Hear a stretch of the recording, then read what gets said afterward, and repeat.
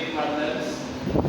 Number one given W 14, T is 10, diameter is 80, torque is 800,000, crushing stress 2 multiplied by our Tmax, or Tmax is 48.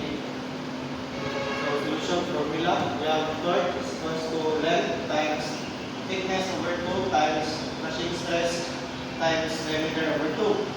Just plug in the given values. We have 800,000 times length.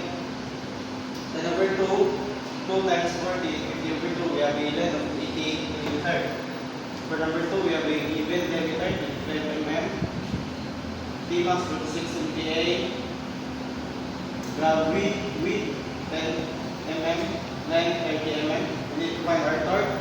Formula for torque, length times width times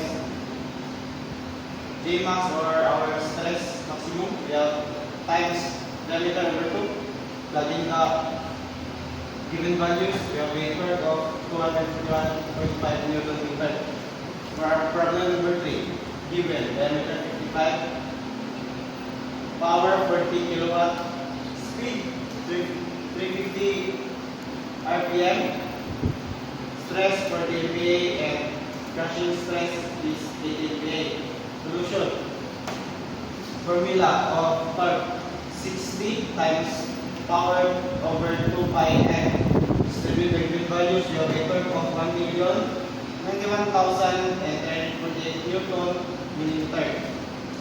To get our length, we have formula 2T over width, stress, and diameter. Distribute the values.